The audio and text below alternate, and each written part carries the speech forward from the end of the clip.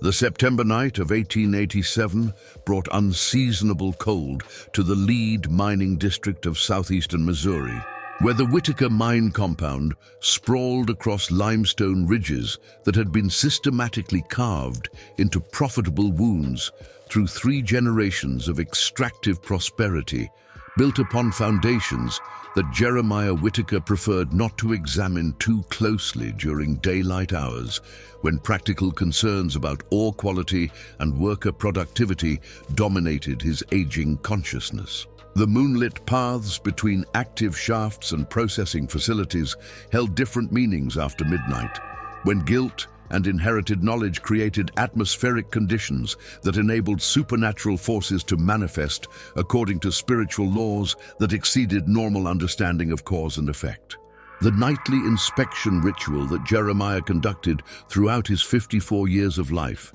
had begun as practical mine security, but evolved into psychological necessity as his awareness of family secrets created compulsive need to monitor evidence of supernatural activity that might indicate reactivation of dormant forces whose patience with Whitaker prosperity was approaching predetermined. Limits established through agreements that predated his birth, while binding his bloodline to obligations that transcended normal temporal boundaries. The limestone caverns that provided access to valuable lead deposits also served as conduits for spiritual energy that operated according to laws that mining engineers never studied in their technical education. The sound that penetrated September's midnight silence exceeded normal acoustic phenomena through resonance patterns that suggested supernatural rather than mechanical causation. As spectral bells began tolling from depths that no active mining operation had reached since the catastrophic cave-in that his great-grandfather Magnus had sealed with dynamite 40 years earlier. The chiming carried harmonic frequencies that bypassed normal hearing to communicate directly with consciousness, while creating atmospheric disturbances that affected both human psychology and environmental conditions throughout the mining compound, according to spiritual principles that governed interaction between physical and ethereal realms. The 20-year silence that had characterized supernatural activity around the Whitaker mining operations since Jeremiah's youth had enabled him to maintain psychological distance from family secrets while conducting normal business activities that required no acknowledgement of the true source of their unusual prosperity, in a region where most mining ventures failed through cave-ins, flooding, or simple exhaustion of viable ore deposits. The resumption of spectral manifestations indicated that dormancy periods established through original Infernal contracts were subject to temporal limitations that required periodic renewal of obligations. The approach toward the dynamite-sealed cavern entrance required Jeremiah to traverse mining roads that had been deliberately rerouted to avoid the cursed location while maintaining sufficient access for monitoring potential supernatural activity that might threaten operational security or worker safety during normal mining operations. The sealed entrance bore physical evidence of Magnus's desperate attempt to contain forces that had been unleashed through his bargain with infernal entities whose territorial claims exceeded human understanding of property ownership and mineral rights that governed normal commercial activities. The manifestation that emerged from shadows cast by abandoned mining equipment exceeded previous supernatural encounters through comprehensive display of spectral capabilities that demonstrated the Phantom's enhanced power following decades of accumulated spiritual energy derived from mining activities conducted above the original pact site. The belled Phantom appeared as a towering wraith whose burial shrouds bore evidence of violent death, while spectral chains created metallic harmonies that communicated information about contractual obligations and outstanding spiritual debts that required satisfaction according to infernal legal principles. The absence of verbal communication between Jeremiah and the Phantom indicated that supernatural entities operating under infernal contract law possessed capabilities for direct consciousness transmission communication that bypassed normal linguistic barriers while ensuring precise understanding of obligations, consequences, and temporal requirements that governed enforcement of agreements made through desperate bargaining with forces whose motivations transcended human comprehension of justice and reciprocal responsibility. The entity's presence communicated decades of accumulated demands for satisfaction of spiritual debts. The discovery of his youngest grandson's empty bed upon returning to the family compound confirmed that the Phantom's resumption of collection activities had begun with systematic targeting of family members whose spiritual vulnerability made them optimal initial victims, while their disappearance would create psychological pressure on remaining relatives whose resistance might interfere with. Comprehensive bloodline harvest, according to original contract specifications. The missing child's fate demonstrated the Phantom's capabilities for rapid and silent victim procurement through methods that exceeded normal physical limitations. The small footprints that led from the child's bedroom toward the sealed cavern entrance provided physical evidence of supernatural compulsion that enabled the Phantom to override normal human self-preservation instincts while creating optimal conditions for victim processing, according to infernal requirements that transformed living souls into spectral servants bound to the entity's service, through chains that transcended death to encompass eternal spiritual bondage. The tracking evidence suggested supernatural influence over victim behavior rather than simple abduction through physical force. The psychological impact of witnessing evidence that the family curse had reactivated after decades of dormancy created recognition that Jeremiah's lifetime of guilt and secrecy had been mere postponement of inevitable consequences rather than successful concealment of ancestral crimes, whose spiritual significance required acknowledgement and payment according to supernatural laws that governed. Contractual relationships between human souls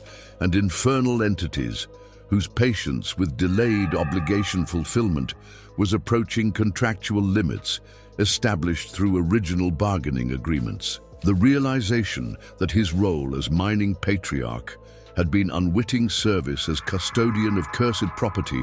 while the Phantom gathered strength through proximity to ongoing extraction activities that disturbed sacred earth and violated spiritual boundaries established through indigenous territorial claims that predated European settlement and mining development throughout the Missouri Ozarks region. The mining operations had served dual purposes of providing commercial prosperity while simultaneously feeding supernatural entities through systematic disturbance of sites that possessed spiritual significance exceeding normal geological considerations.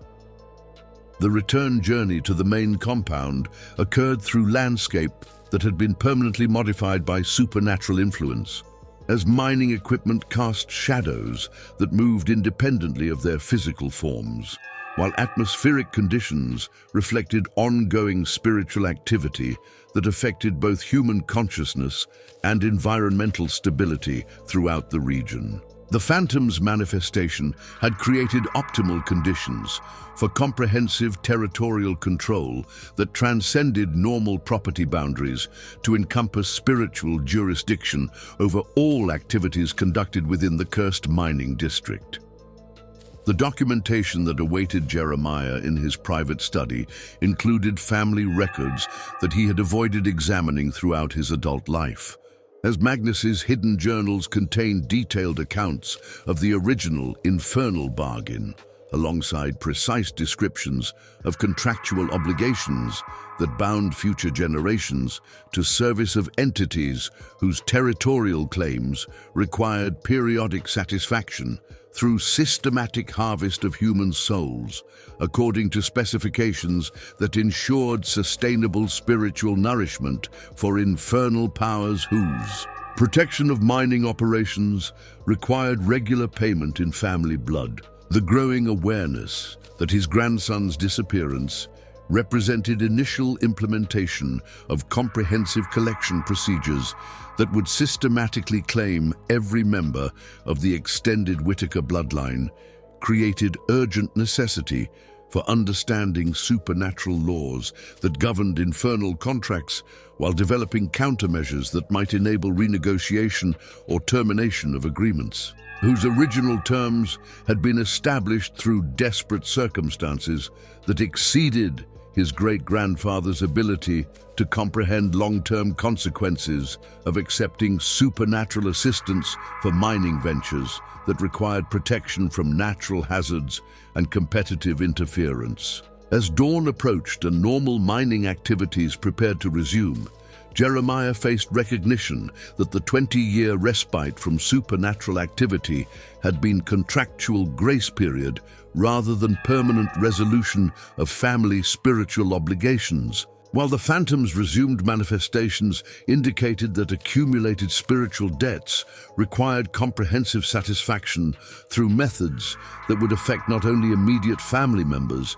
but potentially every individual whose livelihood depended upon continued operation of mining facilities built upon cursed foundations that served dual purposes of commercial prosperity and supernatural nourishment for entities whose territorial claims transcended normal legal and religious frameworks designed to govern human property relationships and commercial activities. The October manifestations that followed the Phantom's initial collection demonstrated systematic escalation of supernatural activity as the entity implemented comprehensive procedures for claiming remaining Whitaker bloodline members according to contractual specifications that required precise adherence to infernal legal protocols while maximizing psychological impact on family members whose resistance might interfere with efficient soul harvesting operations designed to satisfy decades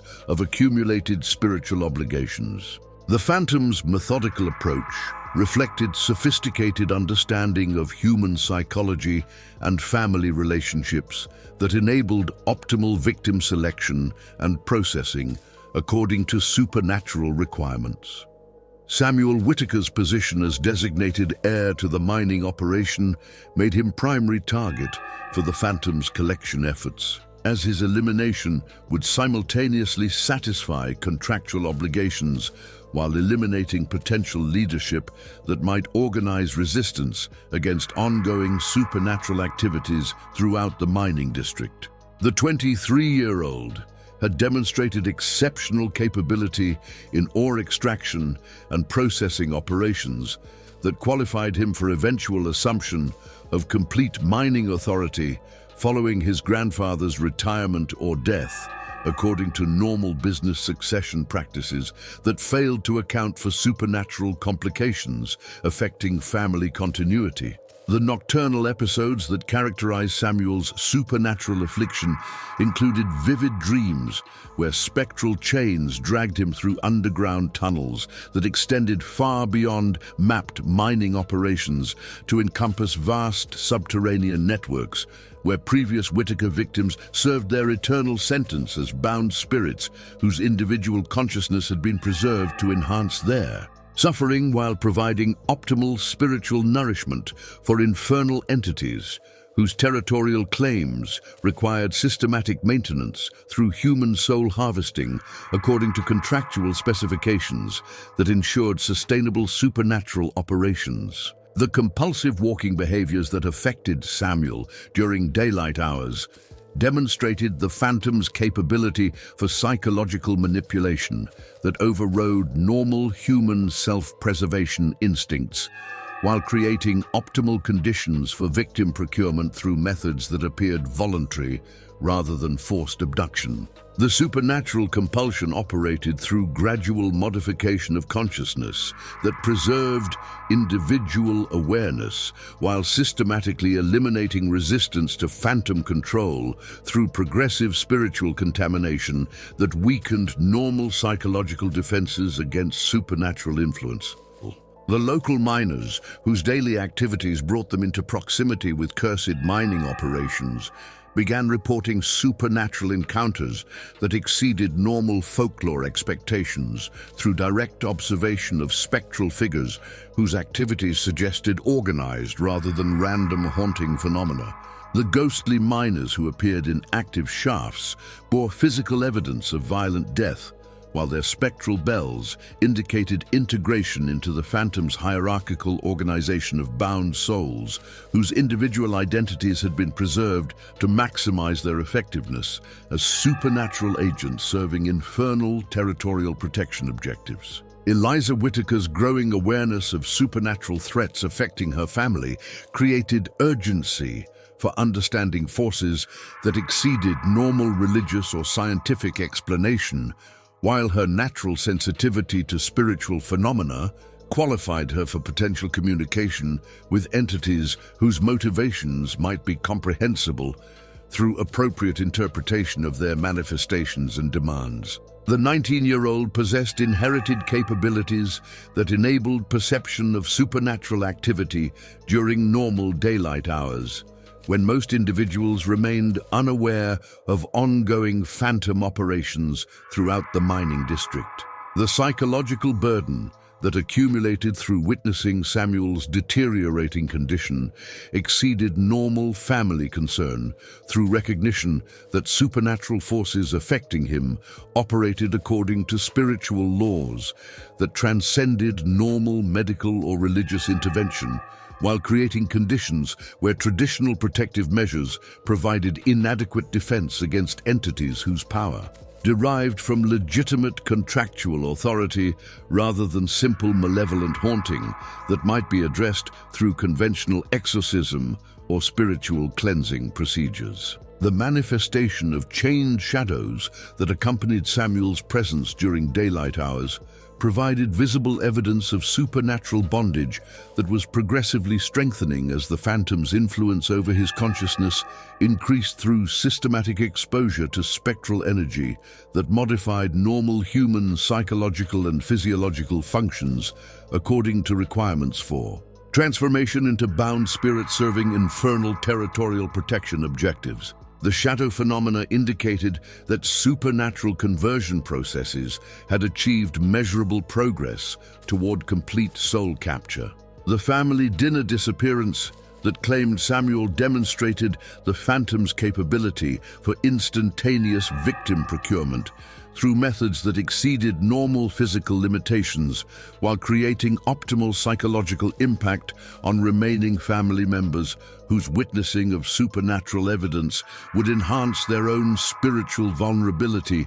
through fear and despair that weakened normal psychological defenses against phantom influence. The sudden vanishing provided clear demonstration of supernatural capabilities that transcended normal understanding of cause and effect relationships. The discovery of Samuel's abandoned clothing beside the sealed cavern entrance created physical evidence of supernatural processing procedures that required removal of all material connections to normal human existence while preserving spiritual essence for integration into the Phantom's organizational structure of bound souls whose eternal service satisfied contractual obligations established through original infernal bargaining agreements. The clothing bore spectral chain imprints that indicated comprehensive supernatural modification of the victim's essential nature through methods that preserved consciousness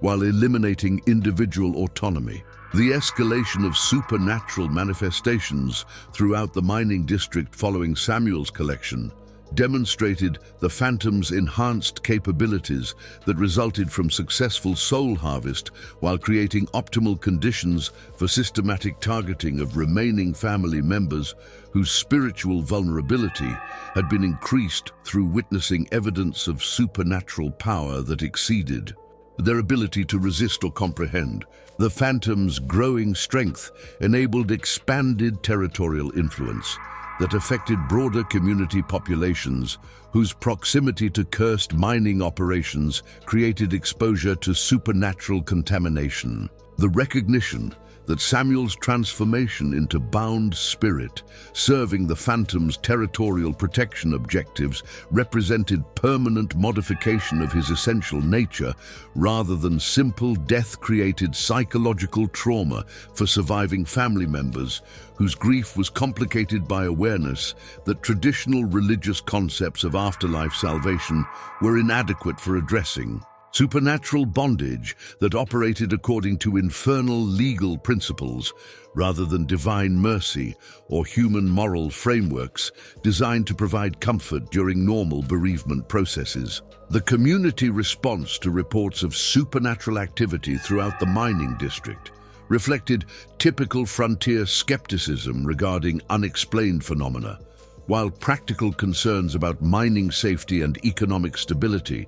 prevented comprehensive investigation of supernatural evidence that might reveal the true scope of phantom operations affecting regional prosperity and population security. The social dynamics that governed community responses to supernatural threats created optimal conditions for phantom operations that required concealment from external authorities who might attempt intervention. The documentation of phantom manifestations through witness accounts and physical evidence revealed systematic patterns that suggested intelligent rather than random supernatural activity, while the entity's selective targeting of specific family members indicated strategic planning that exceeded simple revenge motivations to encompass comprehensive implementation of contractual obligations established through original infernal bargaining procedures. The evidence patterns demonstrated sophisticated supernatural organization that operated according to precise legal requirements rather than emotional impulses. The psychological conditioning that enabled phantom operations throughout the mining district included systematic exploitation of community fears and superstitions that prevented effective organization of resistance while creating social conditions where supernatural activity could be attributed to normal mining hazards or individual misfortune rather than coordinated spiritual assault requiring collective defensive measures. The Phantom's influence over community psychology ensured operational security while facilitating efficient victim procurement according to contractual specifications. As October progressed and supernatural manifestations intensified throughout the cursed mining district, Eliza recognized that her position as remaining untainted heir made her primary target for phantom collection, while simultaneously providing her with unique opportunities for understanding supernatural laws that governed infernal contracts and potential methods for renegotiating or terminating agreements whose original terms had been established through circumstances that exceeded normal human ability to comprehend long-term spiritual consequences of accepting supernatural assistance for commercial ventures that serve both human prosperity and infernal territorial protection objectives, requiring ongoing satisfaction through systematic soul harvesting. The November investigation that Eliza conducted throughout the family compound's hidden spaces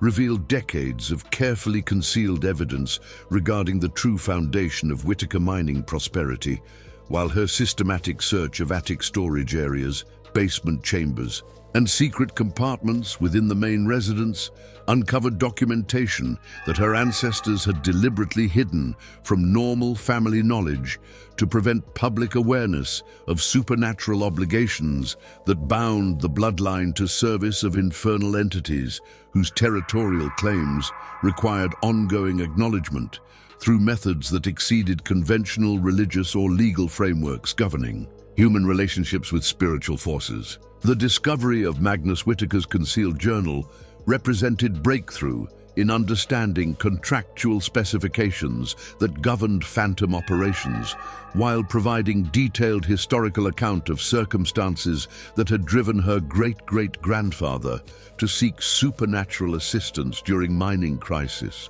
that threatened both commercial survival and personal safety, according to territorial disputes and natural hazards that exceeded normal human capability to address through conventional mining techniques or equipment available during mid-19th century extraction operations in the Missouri Ozarks region, where geological conditions created extraordinary challenges for profitable ore recovery. The journal entries that documented Magnus's original encounter with infernal entities revealed systematic progression from desperate circumstances to supernatural bargaining that followed precise legal protocols for establishing binding agreements between human souls and territorial spiritual forces, whose power to provide protection and prosperity required appropriate compensation through methods that ensured sustainable nourishment for entities whose existence depended upon regular harvest of human life essence, according to contractual specifications that balanced immediate benefits against long-term spiritual obligations affecting multiple generations of descendants. The technical specifications that Magnus recorded regarding infernal contract terms included detailed descriptions of phantom manifestation capabilities, soul-binding procedures, and territorial protection services that would be provided in exchange for systematic harvest of family bloodline members, according to temporal schedules that allowed sufficient time for beneficiaries to achieve commercial success, while ensuring inevitable satisfaction of spiritual debts through methods that preserved individual consciousness during eternal servitude to enhance psychological suffering, that provided optimal spiritual nourishment for infernal entities whose territorial claims required ongoing maintenance. Widow Margot Crenshaw's consultation provided crucial insight into supernatural laws that governed infernal contract operations, while her extensive knowledge of Ozark folk traditions and protective spiritual practices qualified her for understanding complex relationships between human souls and territorial entities, whose power derived from legitimate spiritual claims that preceded European settlement and mining development throughout regions where indigenous populations had established sacred sites requiring protection through methods that transcended normal diplomatic or military solutions. The folk healer's explanation of supernatural legal principles revealed that infernal contracts operated according to spiritual frameworks that differed fundamentally from human legal systems, while maintaining precise procedural requirements that enabled negotiation, modification, or termination through appropriate ritual procedures that satisfied both human needs for liberation and entity requirements for territorial protection. The complexity of supernatural law exceeded normal religious understanding, while providing potential pathways for addressing contractual obligations through methods that might preserve family survival while acknowledging legitimate spiritual claims. Reverend Caleb Stone's attempted intervention through traditional Christian exorcism procedures demonstrated the inadequacy of conventional religious approaches for addressing supernatural forces that possessed legitimate contractual authority rather than simple malevolent presence, requiring spiritual cleansing or divine protection. The Reverend's theological training had provided insufficient preparation for confronting entities whose power derived from legally binding agreements rather than evil influence that could be countered through prayer,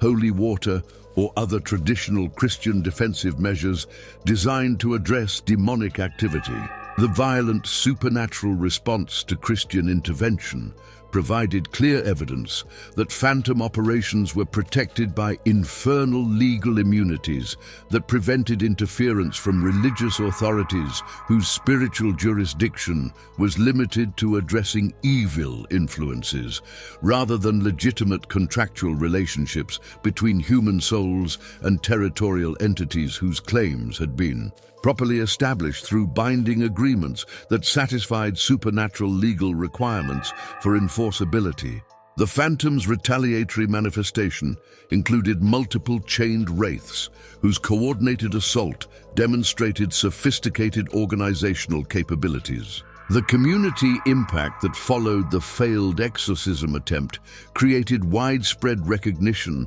that supernatural threats affecting the mining district exceeded normal religious or civil authority to address, while creating social conditions where traditional protective measures provided inadequate defense against entities whose power was enhanced by each unsuccessful intervention attempt that validated their contractual immunity from external interference. The Phantom's demonstration of superior spiritual authority challenged fundamental assumptions about Christian protection and divine intervention capabilities.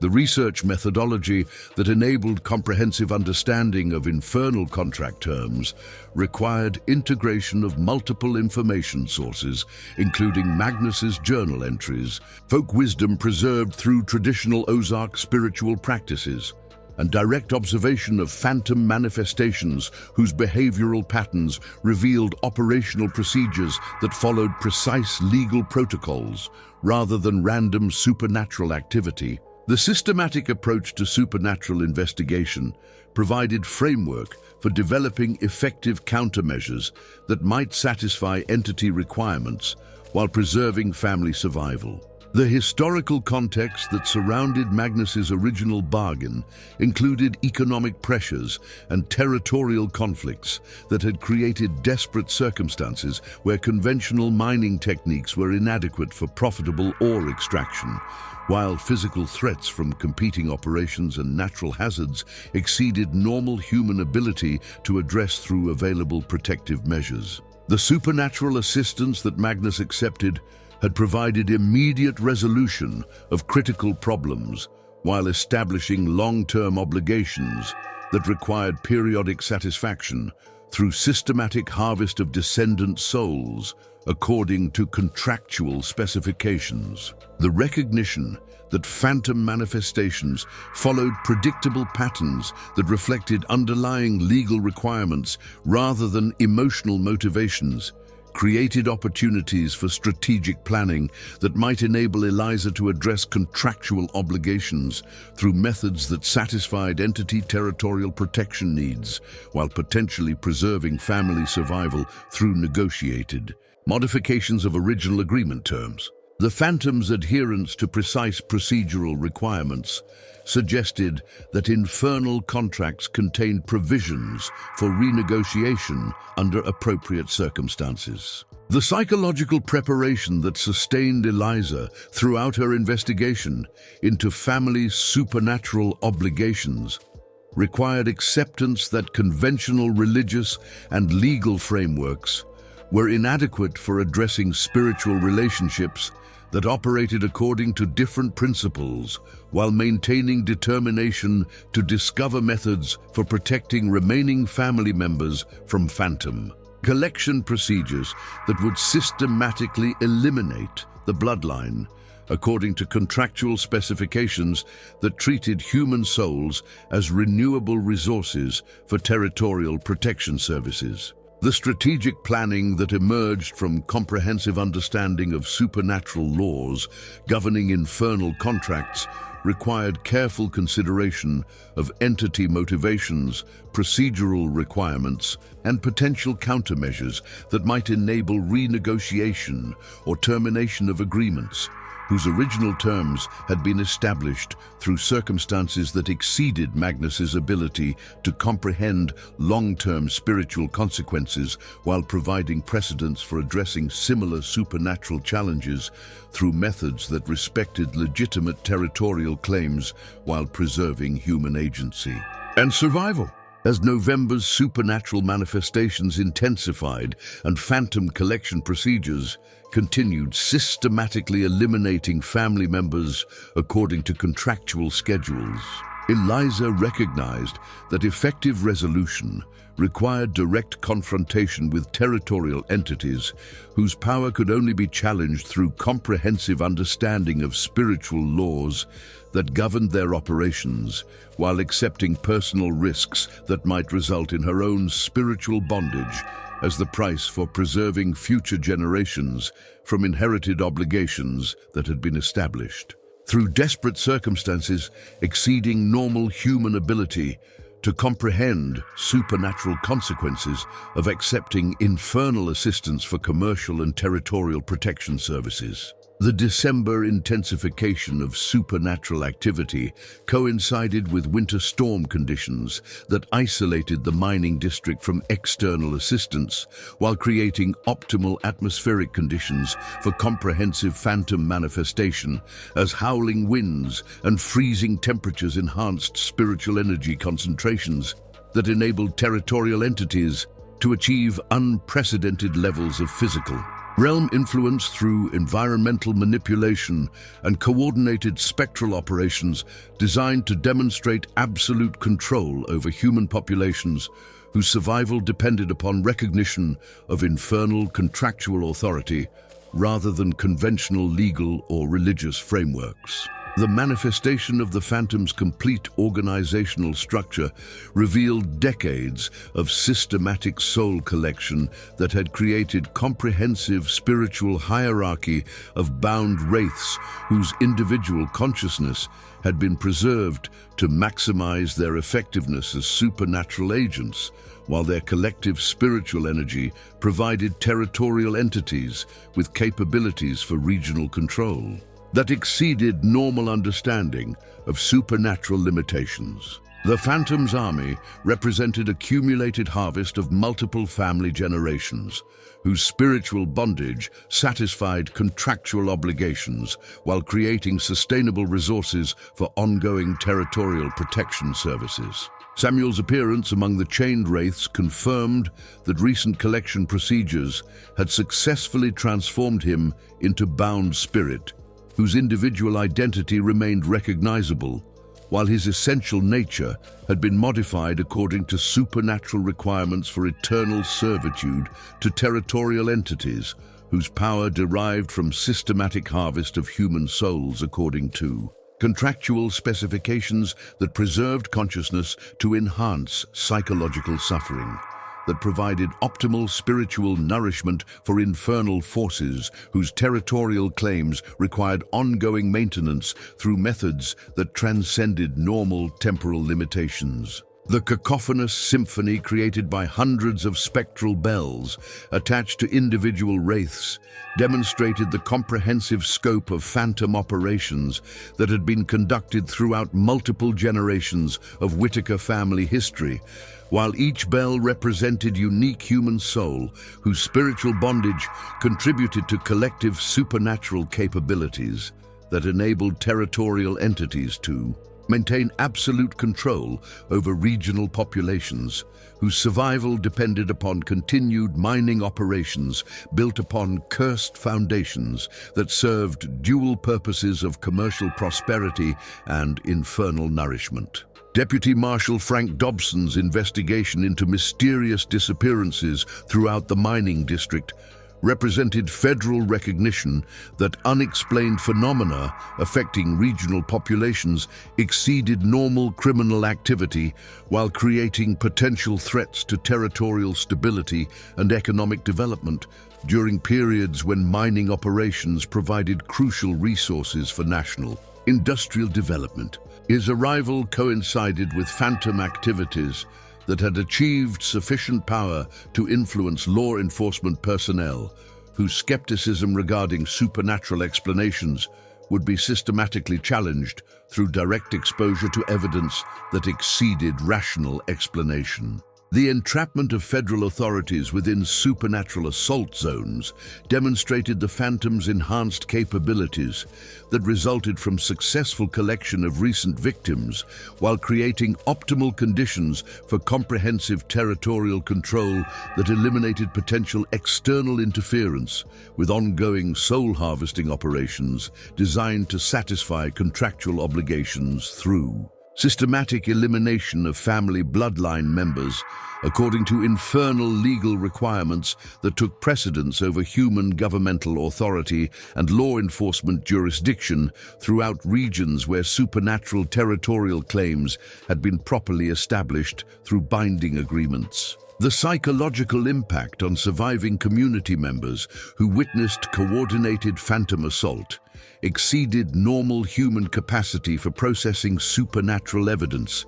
while creating optimal conditions for mass psychological conditioning that eliminated resistance to territorial entity control through demonstration of absolute power over human survival and regional economic stability. The Phantom's army represented visible proof that supernatural forces possessed capabilities for comprehensive population control that exceeded normal governmental or military defensive measures available through conventional protective institutions. The manifestation of visible chains around Eliza during Phantom approach confirmed that contractual bondage had been progressively strengthening throughout her lifetime, while supernatural marking procedures had prepared her for eventual collection according to temporal schedules that allowed sufficient time for psychological conditioning and spiritual preparation that would enhance her effectiveness as bound spirit serving territorial protection objectives. The chain visibility indicated that collection procedures had reached final implementation phases, requiring immediate resolution through confrontation or submission to Phantom authority. The collective bell tolling that accompanied Phantom Army manifestation created acoustic conditions that affected human consciousness through direct spiritual influence while bypassing normal auditory processing to communicate information about contractual obligations, territorial claims, and enforcement procedures that operated according to infernal legal principles rather than human understanding of cause and effect relationships. The sound patterns conveyed precise data about supernatural jurisdiction and population control requirements that exceeded normal linguistic communication capabilities. The systematic psychological warfare that Phantom Army conducted through coordinated intimidation and demonstration of overwhelming supernatural power created optimal conditions for eliminating resistance while ensuring that remaining human populations recognized territorial entity authority and accepted contractual obligations without requiring additional enforcement measures that might attract unwanted attention from external authorities whose intervention could complicate ongoing soul harvesting operations according to established procedural requirements that prioritized operational security alongside efficient victim procurement. The environmental manipulation that accompanied Phantom Army manifestation included weather control, atmospheric pressure modification, and electromagnetic interference that affected mining equipment, communication systems, and transportation infrastructure throughout the region, while demonstrating territorial entity capabilities for comprehensive control over physical conditions that governed human survival and economic activity. The environmental effects provided additional evidence of supernatural authority that exceeded normal governmental or industrial capabilities for regional influence and population management. The recognition that Phantom Army represented cumulative result of centuries of systematic soul collection created understanding that territorial entities had been conducting comprehensive harvest operations throughout multiple family generations while maintaining precise records of contractual obligations and satisfaction procedures that ensured sustainable spiritual nourishment for Infernal forces whose territorial protection services required ongoing maintenance through methods that preserved individual consciousness to maximize psychological suffering and spiritual energy extraction efficiency. The strategic coordination that characterized Phantom Army operations demonstrated sophisticated organizational capabilities that exceeded simple supernatural haunting to encompass comprehensive military-style assault procedures designed for maximum psychological impact while minimizing potential for effective resistance through systematic elimination of leadership and community defensive resources. The Phantom's tactical intelligence reflected centuries of accumulated experience in population control and territorial management through supernatural means that operated beyond normal human military or law enforcement countermeasures. The escalation of supernatural manifestations during winter's longest nights created optimal seasonal conditions for comprehensive territorial control, while environmental factors enhanced phantom army capabilities through increased spiritual energy concentrations that enabled sustained manifestation of multiple entities whose collective power exceeded normal supernatural limitations. The seasonal timing reflected sophisticated understanding of optimal conditions for implementing final collection procedures according to contractual specifications that required precise adherence to temporal and environmental requirements. As Phantom Army demonstrations achieved maximum intimidation effect and territorial entity authority became undeniably established throughout the mining district, Eliza faced recognition that conventional resistance methods were inadequate for addressing supernatural forces whose power derived from legitimate contractual authority, while her unique position as final unclaimed heir provided both ultimate vulnerability to phantom collection and sole remaining opportunity for negotiating resolution that might satisfy territorial entity requirements through alternative methods that preserved human agency while acknowledging legitimate spiritual claims that predated European settlement and mining development throughout the cursed Missouri Ozarks region. The winter solstice descent into the forbidden cavern represented Eliza's ultimate commitment to confronting supernatural forces whose territorial authority had been established through legitimate contractual procedures, while her preparation through study of Magnus's journal and acquisition of spiritual weapons forged from cursed mining ore demonstrated comprehensive understanding of requirements for engaging infernal entities according to supernatural legal protocols that governed modification or termination of binding agreements between human souls and territorial spiritual forces, whose power derived from systematic harvest of family bloodline members across multiple generations. The underground chamber that served as focal point for phantom operations revealed comprehensive spiritual infrastructure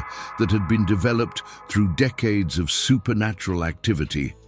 while the cursed ore crucifix that Eliza carried provided protection derived from materials that possess spiritual significance through direct exposure to infernal energy concentrations that enabled effective interaction with territorial entities whose power could only be challenged through weapons that had been sanctified according to supernatural rather than conventional religious frameworks that lacked authority over contractual relationships established through proper infernal legal procedures. The hellish cathedral of chains that characterized the cavern's interior demonstrated the comprehensive scope of phantom operations that had systematically bound hundreds of human souls to eternal servitude, while each spectral chain represented individual contractual obligation that contributed to collective supernatural capabilities, enabling territorial entities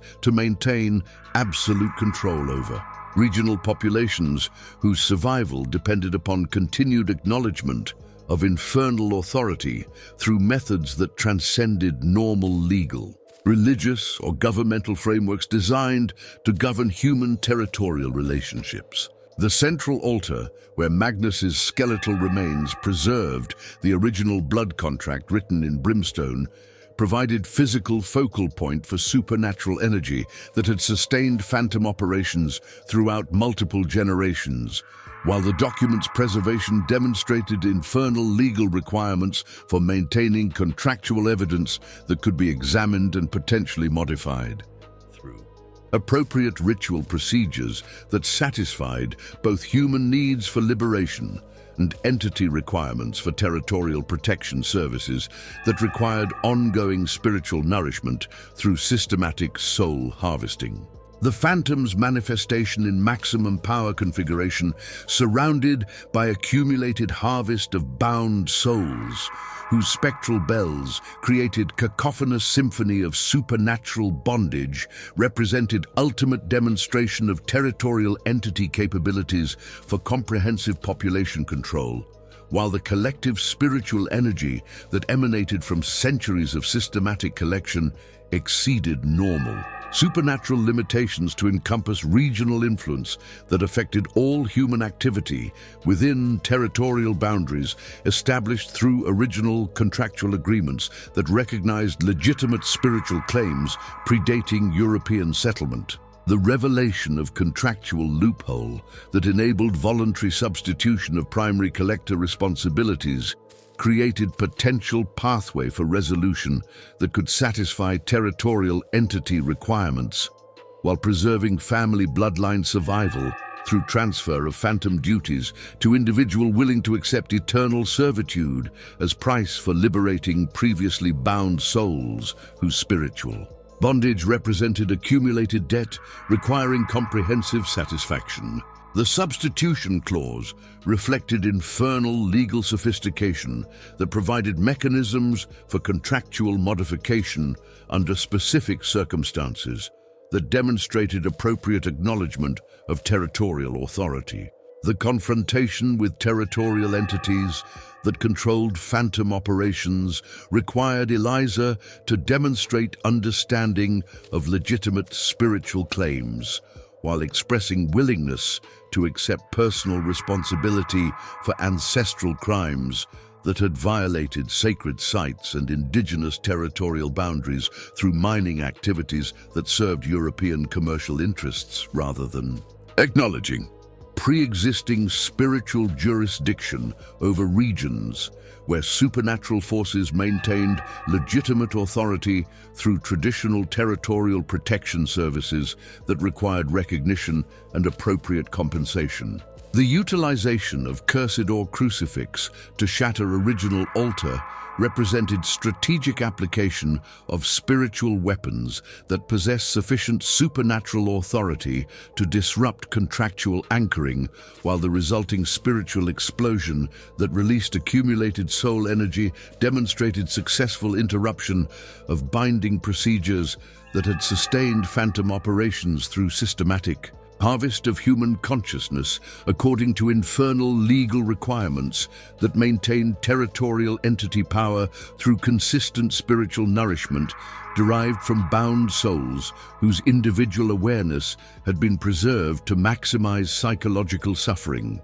The cascade of breaking chains and silenced bells that accompanied altar destruction provided visible evidence of successful liberation for hundreds of bound souls whose spiritual bondage had been terminated through proper application of supernatural countermeasures, while the collective release of accumulated spiritual energy created environmental effects that exceeded normal physical limitations. To encompass regional purification of infernal contamination that had affected territorial conditions throughout multiple generations of cursed mining operations built upon violated sacred sites. The Phantom's final act of vengeful retribution that bound Eliza's soul halfway between physical and spiritual realms represented partial success of territorial entity enforcement procedures while demonstrating infernal legal authority to impose consequences for interference with contractual obligations, even when such interference achieved technical satisfaction of substitution requirements. The partial binding created permanent supernatural modification of her essential nature, while preserving sufficient individual autonomy to enable continued existence within physical realm, according to modified parameters. The successful termination of primary contractual obligations that had bound Whitaker family bloodline to phantom servitude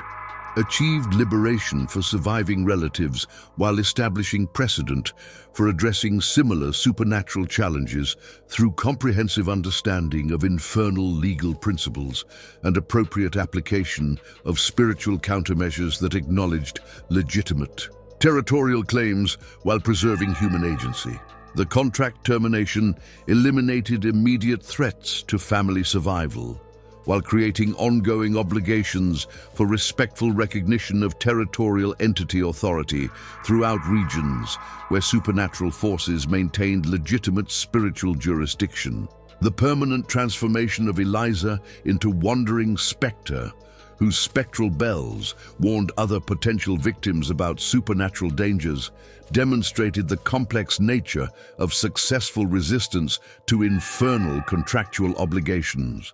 While her sacrifice achieved protection for future generations, who would no longer face systematic collection procedures according to inherited spiritual debts that had required satisfaction through methods that exceeded normal human ability to resist or comprehend. Her spectral existence represented partial victory that preserved family survival while acknowledging ongoing territorial entity claims. The psychological impact of witnessing successful contract termination created understanding among surviving community members that supernatural forces possessed legitimate authority that required acknowledgement and respect, while mining operations could continue according to modified procedures that recognized territorial entity jurisdiction over sacred sites, requiring protection through appropriate spiritual protocols. The community gained awareness that respectful coexistence with supernatural forces was possible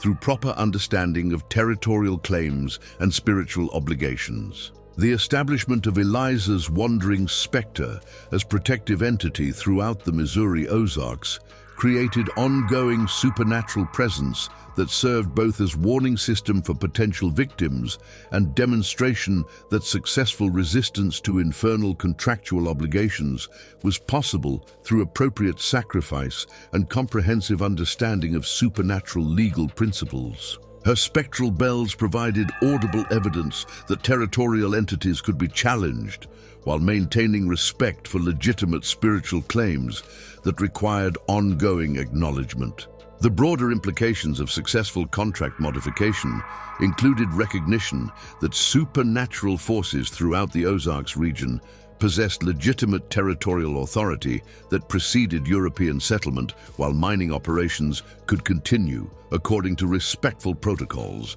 that acknowledged spiritual jurisdiction over sacred sites, requiring protection through appropriate recognition and compensation. The precedent established through Whitaker family resolution provided framework for addressing similar supernatural challenges throughout regions where territorial entities maintained legitimate spiritual claims.